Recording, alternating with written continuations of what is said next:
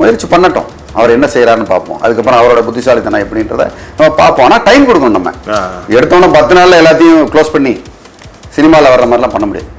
Sir, இப்போ நீங்கள் நம்ம பேசும்போது சொன்னீங்க செந்தில் பாலாஜி அவர்கள் போன ஆட்சியில் எவ்வளோ முக்கியமான ஒரு பவர்ஃபுல் அமைச்சராக இருந்தாருன்னு தெரியும். அவர்கிட்ட தான் முக்கியமாக இருந்தது வந்து பார்த்தீங்கன்னா இந்த டாஸ்மார்க் இது அந்த துறையெல்லாம் அவர்கிட்ட இருந்தெல்லாம். அதே துறையை வந்து இப்போ ஆதவர்ஜுனா கிட்ட கொடுக்க வேண்டிய அவசியம் என்ன சார்? அந்த அவ்வளோ ஒரு பவர்ஃபுல்லான துறையா சார் அது ஏன் வந்து முக்கியமான பவர் சென்டர்கிட்டே அந்த டாஸ்மார்க் போகுது நீங்கள் பார்க்குறீங்க? அதாவது செந்தில் பாலாஜி வந்து பார்த்தீங்கன்னா என்னை பொறுத்த வரைக்கும் முதலமைச்சர் கேண்டிடேட்னு சொல்லுவேன் எதிர்காலத்தில். அந்த கரிஸ்மாட்டிக் இருக்கு அவர். ஆமாம், அவர்கிட்ட. ஏன்னா ஸ்டாலினே தோத்துட்டாரு, அவர் ஜெயிச்சிட்டாரு. அவர் வந்து இத்தனைக்கும் ஊழல்வாதி, ஹார்ட் அட்டாக் வந்தது, ஜெயிலுக்கு போயிருக்காரு, எல்லாம் போயிருக்காப்ல. ஓகே, ஸோ அவருக்கு வந்து மிகச்சிறந்த ஒரு எதிர்காலம் இருக்கு. ஏன்னா மக்கள் எல்லாம் வந்து மறந்துடுவாங்க. தமிழ்நாட்டு மக்கள் எப்படின்னா ஊழல்வாதி யார் சொன்னது அப்படின்னு கேட்பாங்க. எனக்கு தெரிஞ்சு இந்த பகுதியில் பவர்ஃபுல்லான ஒரு தனி மனிதர்னா செந்தில் பாலாஜி. அதே மாதிரிதான் ஆதவர்ஜுனா. 2 பேரும் பாருங்க ஒரு பவர் சென்டர்.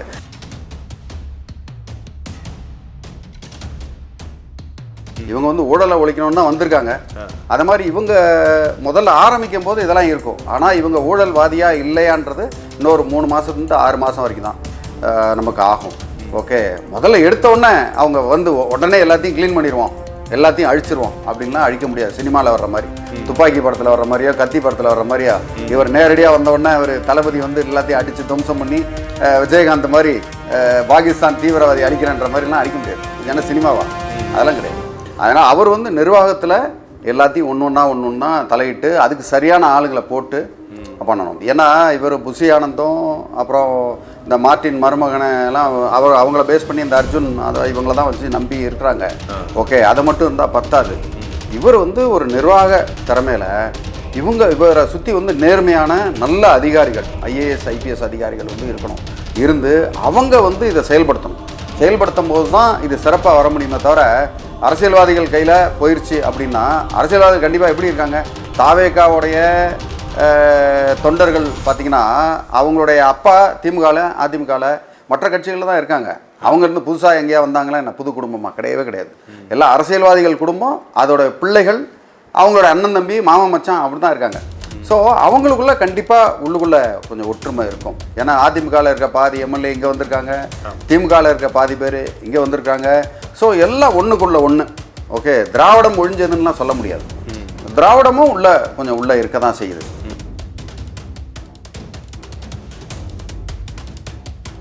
அது சினிமேட்டிக் தான் எல்லாமே.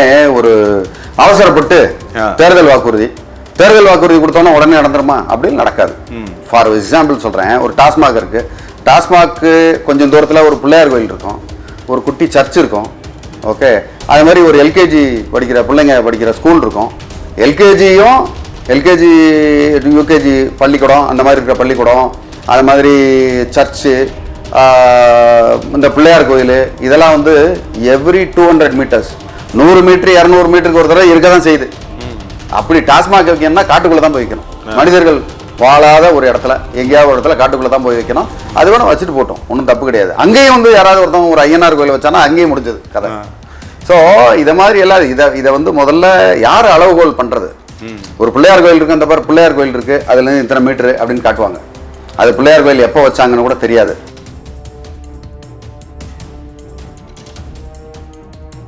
கண்டிப்பாக எல்லாரோடைய அழுத்தமும் இருக்குது. அதில் வந்து கூட சேர்ந்துக்கிட்டவங்க இப்போ சினிமாக்காரங்களும். சரி, இப்போ ஒன்றும் இல்லை, த்ரிஷா வர்றாங்க, தலையை சுரிஞ்சிக்கிட்டு எங்கட நாட்டில் இருக்கிற ஒருத்தர் வந்திருக்கிறாரு, அவருக்கு இந்த மாதிரி டெண்டர் கொடுங்க அப்படின்னு விஜய் கேட்டா, விஜய் நோனோ அதெல்லாம் முடியாது, உன் சொந்தக்காரங்களாம் தர முடியாது அப்படின்னு சொல்ல போகிறாரு. கண்டிப்பாக அவர் ஒரு ஃபேவராக பண்ணுறதுக்கு வாய்ப்பு இருக்குது. கொஞ்சம் வெயிட் பண்ணுமா, நீ இப்படி பண்ணணும் அப்படி செய்யணும்னு சொல்லணும். இல்லைனா வேறு இல்லை, நீ இன்னமே என்னை பார்க்க வேண்டாம், என்னுடைய செக்ரட்டரியை பாரு, அவங்க சீஃப் செக்ரட்டரியை பாரு, அவங்கள போய் பார்த்துக்கோ, நான் இதெல்லாம் வந்து ரெக்கமெண்ட் பண்ண மாட்டேன்னு சொல்லிடுவாரு என்ன? அதெல்லாம் சினிமாவில் தான். அதாவது கண்டிப்பாக அவங்க தெரிஞ்சவங்க இருப்பாங்க, போகிறவங்க வர்றவங்கலாம் வந்து அவங்களுக்கு தெரிஞ்சவங்க இருந்தாங்கன்னா கண்டிப்பாக லைட் பாய் வரைக்கும் அவர் உதவி செய்வார்.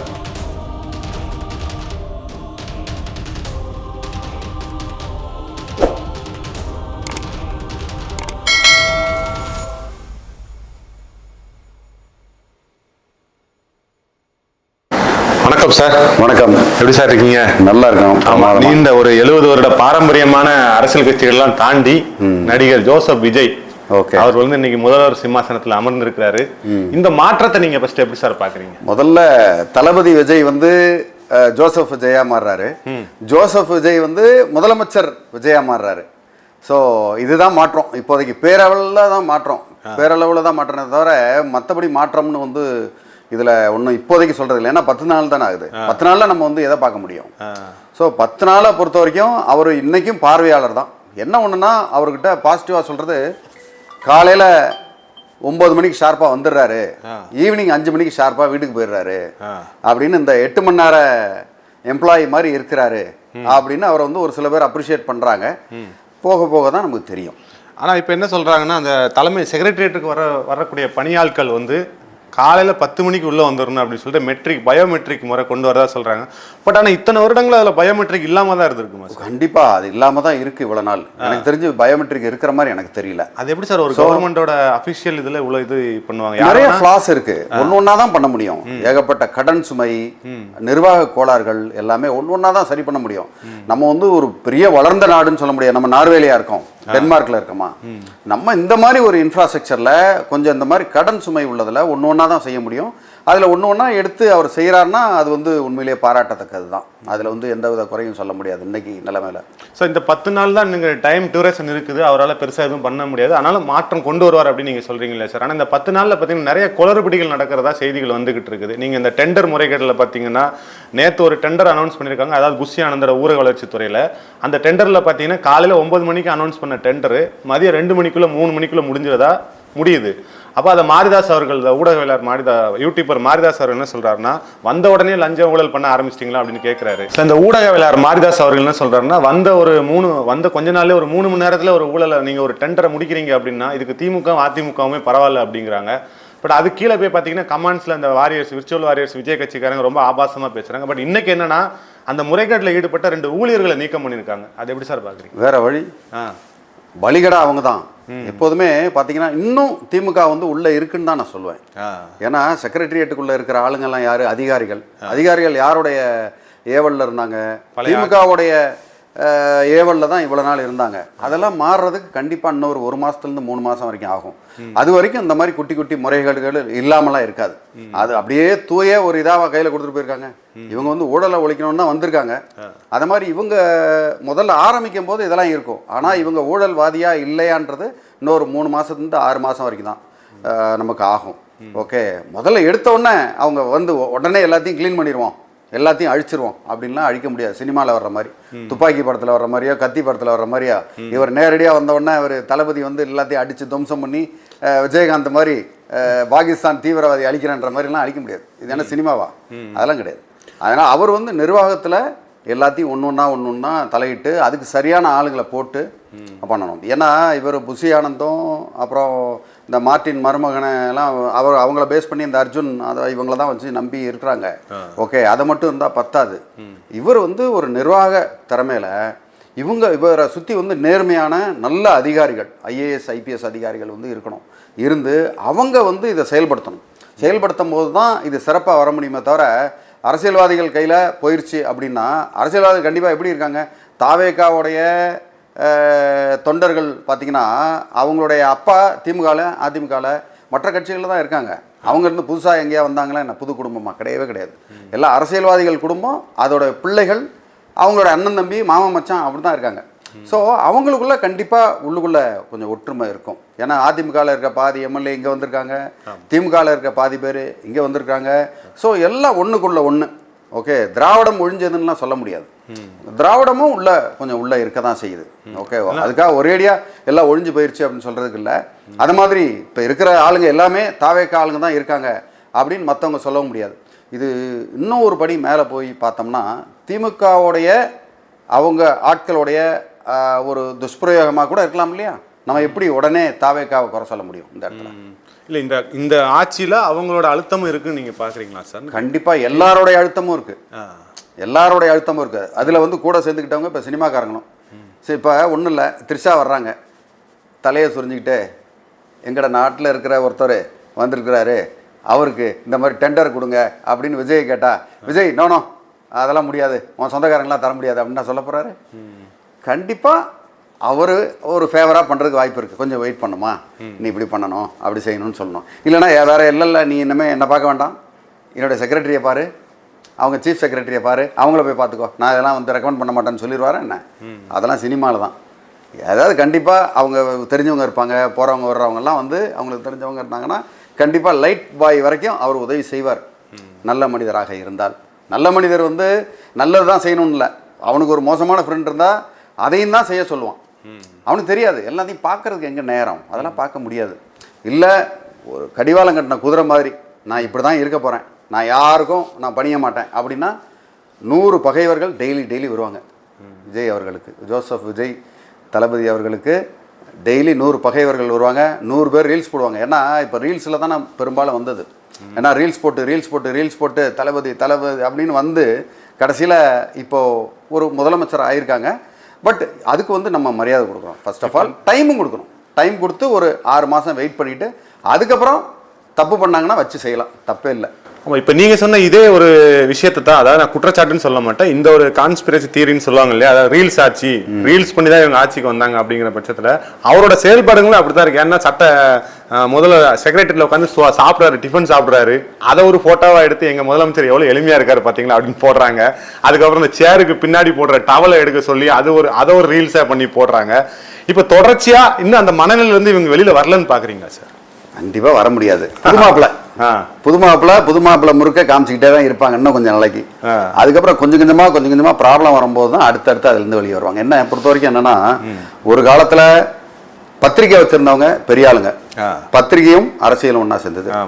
அதுக்கப்புறம் பார்த்தீங்கன்னா கொஞ்சம் டிவி சேனல் யார் வச்சிருந்தாங்களோ அவங்க பெரிய ஆளு. அதுக்கப்புறம் வந்து இப்போ இன்னைக்கு யூடியூப் இன்ஸ்டாகிராமில் யார் ஸ்ட்ராங்காக இருக்காங்களோ அவங்க தான் பெரிய ஆளு. கொஞ்ச நாளைக்கு முன்னாடி பார்த்தீங்கன்னா மோடிஜியை பற்றி அதிக அளவில் ரீல்ஸ் வந்தது.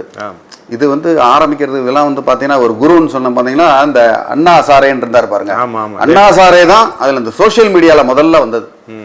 வாட்ஸ்அப்பில் வரும், ஃபேஸ்புக்கில் வரும். அண்ணா சாரே எங்கே பார்த்தாலும் அவர் எங்கே போனார்னு தெரியல. இப்போ அவர் ஊழலை ஒழிக்கிறேன்னாரு. அவர் இப்போ ஊழல் ஒழிஞ்சிருச்சான்னு கேட்டால் அவர் தான் ஒழிஞ்சு போயிட்டார். ஊழல் ஒழிஞ்ச மாதிரி தெரியல. ஊழல் எல்லா இடத்துலையும் இருக்குது. ஓகே, ஊழல் வந்து போகலை.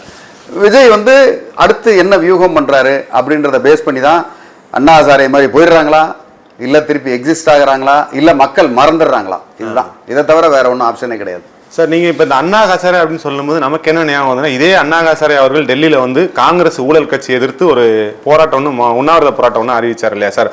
அங்கே போய் கலந்துக்கிட்டவர் நம்ம விஜய், இன்னைக்கு சிஎம்மா இருக்கிற ஜோசப் விஜய் அவர்கள். இன்னைக்கு யாரை எதிர்த்து அவங்க வந்து உண்ணாவிரத்தில் போய் ஆதரவு கொடுத்தாரோ அவர் கூட தான் இன்னைக்கு காங்கிரஸ் கூட கூட்டணியில் இருக்கிறாரு. இன்னொரு விஷயம் பார்த்தீங்கன்னா, நேற்று மே 18 முள்ளிவாய்க்கால் நினைவு தினத்துக்கு ஒரு அறிக்கை ஒன்று கொடுக்குறாரு விஜய் அவர்கள். ஆனால் அதற்கு பின்னணியாக இருந்த அந்த இனப்படுகொலைக்கு பின்னணியாக இருந்ததில் காங்கிரஸ்னு ஒரு பேச்சு இருந்தது. அவங்க கூட தான் இப்போ கான்டாக்டில் இருக்கிறாரு, அவங்க கூட தான் இப்போ ஆட்சி அமைச்சிட்டு இருக்கிறாரு. இந்த முரண்பாடை எப்படி பார்க்குறீங்க? இல்லை இவரும் சராசரி ஒரு அரசியல்வாதியாக மாறிட்டு வராருன்னு பார்க்குறீங்க? பொதுவாகவே இந்த அரசியலில் நிரந்தர பகைவரும் கிடையாது, நிரந்தர நண்பரும் கிடையாது. ஓகே, அவங்க வந்து ஊழல்வாதியாக இருந்தாலும் ஊழல்வாதி கூடயும் டிராவல் பண்ண தான் வேண்டியிருக்கும், வேற வழி இல்லை. நான் வந்து 100% ஒரு சூப்பரான ஒரு ஆள், ஒரு நேர்மையான ஆள் கூட தான் நான் இனிமே காலந்தள்ள போகிறேன், அவங்க கூட தான் டிராவல் பண்ணுவேன்னா இவர் யார் கூடயும் போக முடியாது.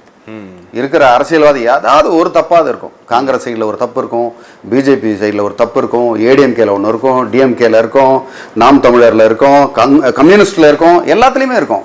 அதுக்காக நம்ம டோட்டலாக பாலிசியை விட்டு கொடுக்காம அந்த பாலிசியோட கரெக்டாக அந்த இடம் வரும்போது அதை வெறுத்து ஒதுக்கி இது வந்து தப்பு அப்படின்னு அவங்ககிட்ட இருக்க நல்லதை மட்டும் எடுத்துக்கிட்டா நல்லது தான் நான் சொல்லுவேன் இந்த இடத்துல. அதுக்காக வந்து இவர் காங்கிரஸ் கூடயும் போக முடியாது, பிஜேபி கூட யார் இவர் தனியாக அப்படின்னா இவர் தனியாக வந்திருக்கணும், தனியாக அவரால் வர முடியல. ஓகே, அதனால இப்போ அப்படி கூட தான் வரணும். அதனால நீங்கள் ஊழல்வாதின்னு அவங்க சொன்னாங்க, இப்போ வந்து ஊழல்வாதியாகவே தான் காங்கிரஸ் கடைசி வரைக்கும் இருப்பாங்கன்னு சொல்ல முடியாது இல்லையா? காங்கிரஸ் சைடில் நல்ல ஆட்கள்லாம் இருந்திருக்காங்களா ஒரு காலத்தில் காங்கிரஸ் தான் வந்து நாட்டை வளர்த்த ஒரு இயக்கம் ஒரு அந்த மாதிரி ஒரு இயக்கம்ன்றது வந்து நம்ம ஒரேடியாக நடுவில் வந்ததுனால அப்படி சொல்ல முடியாது. ஏன்னா இந்திரா காந்தி பீரியட்லாம் வந்து ரொம்ப கொடூரம்லாம் நடந்தது, ஒரு பர்சனல் விஷயத்துக்காக எமர்ஜென்சிலாம் கொண்டு வந்தாங்கன்னு சொல்லி நிறைய செய்திகள்லாம் உண்டு அந்த காலத்தில். அதனால பர்சனலாக தேசப்பற்றாளர்கள்லாம் வந்து உள்ள தூக்கி போட்டிருக்காங்க காங்கிரஸ்காரங்க, அதில் எந்த வித சந்தேகம் கிடையாது. அதுக்காக பழைய கதையை பேசிக்கிட்டே இருந்தா எப்படி?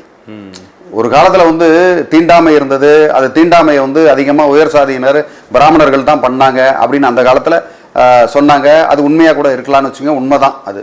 ஓகே, அதுக்காக இன்னைக்கு பிராமணர்கள் கூட யாரும் சேரக்கூடாது, பிராமணர்களே நீங்கள் வந்து வெளியே விரட்டி விட்டுறணும் அப்படின்னு சொல்கிறதுலாம் வந்து அது தப்பு. அது இப்போ அந்த மனிதர்கள் வேற, இப்போ இருக்கிற மனிதர்கள் வேற. அதனால இப்போ உள்ள எண்ணம் கொண்டவங்க கூட தான் நம்ம வந்து கொண்டு போகணுமே தவிர அதுக்காக பழைய பஞ்சாயத்தை பேசிட்டு யாரையும் வெறுத்து ஒதுக்கக்கூடாதுன்றதான் என்னோட கருத்து இந்த இடத்துல.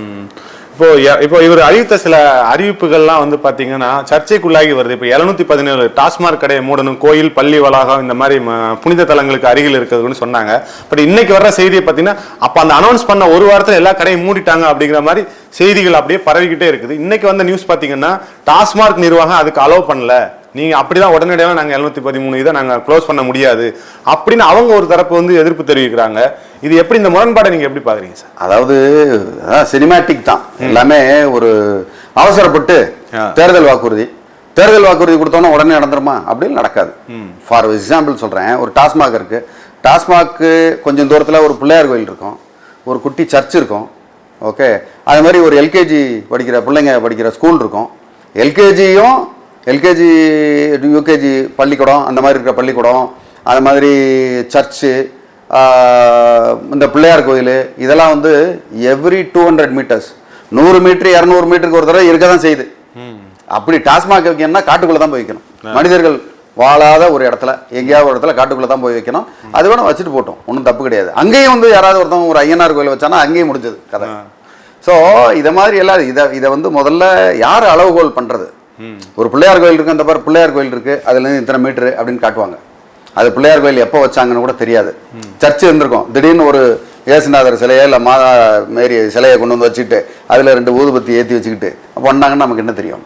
அதனால் இதெல்லாம் கணக்கிடுறது எப்படின்னா, அறநிலைத்துறையின் கீழ் உள்ள கோயில்கள் இல்லை ஒரு 10 வருஷம் ஆன கோயில் அப்படின்னு அதுக்குள்ளே வரமுறை போடணும்.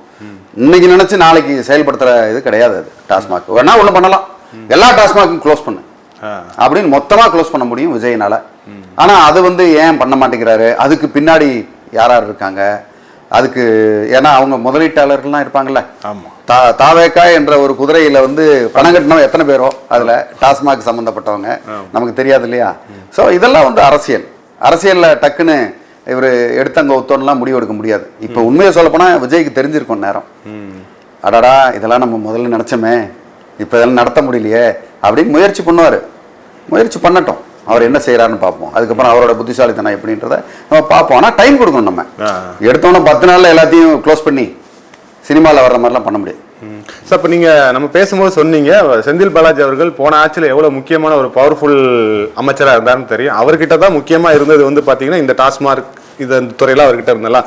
அதே துறையை வந்து இப்போ ஆதவர்ஜுனா கிட்ட கொடுக்க வேண்டிய அவசியம் என்ன சார்? அந்த அவ்வளோ ஒரு பவர்ஃபுல்லான துறையா சார் அது ஏன் வந்து முக்கியமான பவர் சென்டர்கிட்டே அந்த டாஸ்மாக் போகுது நீங்கள் பார்க்குறீங்க? அதாவது செந்தில் பாலாஜி வந்து பார்த்தீங்கன்னா என்னை பொறுத்த வரைக்கும் முதலமைச்சர் கேண்டிடேட்னு சொல்லுவேன் எதிர்காலத்தில். அந்த கரிஸ்மாட்டிக் இருக்கு அவர். ஆமாம் அவர்கிட்ட. ஏன்னா ஸ்டாலினே தோத்துட்டாரு, அவர் ஜெயிச்சிட்டாரு. அவர் வந்து இத்தனைக்கும் ஊழல்வாதி, ஹார்ட் அட்டாக் வந்தது, ஜெயிலுக்கு போயிருக்காரு, எல்லாம் போயிருக்காப்ல. ஓகே, ஸோ அவருக்கு வந்து மிகச்சிறந்த ஒரு எதிர்காலம் இருக்கு. ஏன்னா மக்கள்லாம் வந்து மறந்துடுவாங்க. நம்ம தமிழ்நாட்டு மக்கள் எப்படின்னா ஊழல்வாதி யார் சொன்னது அப்படின்னு கேட்பாங்க. எனக்கு தெரிஞ்சு இந்த பகுதியில் பவர்ஃபுல்லான ஒரு தனி மனிதர்னா செந்தில் பாலாஜி. அதே மாதிரி தான் ஆதவர்ஜுனா. 2 பேரும் பாருங்க ஒரு பவர் சென்டர். அவங்களால சாதிக்க முடியும். பணம் இருக்கு, செல்வாக்கு இருக்கு, ஓகே, ஆள்பலம் இருக்கு. இந்த ஆள்பலத்தை வச்சு அவங்க எதை வேணா செய்ய முடியும். ஸோ இவங்கெல்லாம் வந்து ஒரு தனி அரசாட்சி மாதிரி. செந்தில் பாலாஜினா ஒரு தனி அரசாட்சி, ஆதவர்ஜுனா ஒரு தனி அரசாட்சி. இத்தனைக்கும் அவன் குடும்பத்தில் நிறைய பேர்லாம் வந்து எதிர்த்துக்கிட்டு இருக்காங்க, அவன் மச்சனெல்லாம் சண்டை போட்டுக்கிட்டு இருக்காங்க. இருந்தாலும் விட்டு கொடுப்பாங்களா? சொந்த பந்தம்னு வரும்போது இவங்க சிஸ்டருடைய ஹஸ்பண்டு அப்படின்னு நாளைக்கு போவாங்க. அதுக்காக அவன் பேசாமல் விட்டுருவாங்களா என்ன? அப்படிலாம் கிடையாது. அவங்க ஒன்றுக்குள்ள ஒன்றா தான் இருப்பாங்களே தவிர.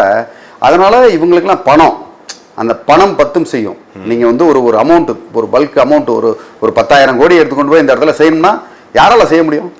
செந்தில் பாலாஜியால முடியும், இவரால முடியும். வேற யார் இருக்கா? இருக்காங்க நிறைய பேர். அவங்களாம் வந்து எடுக்க மாட்டாங்க. எடுக்கிறதுக்கு மனசு வேணும்ல.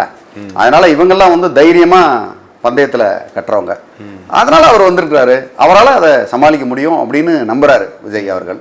அவர் யாரை நம்புறாரோ அதை நோக்கி நம்மெல்லாம் பின்னாடி போக வேண்டியதான் மக்கள்.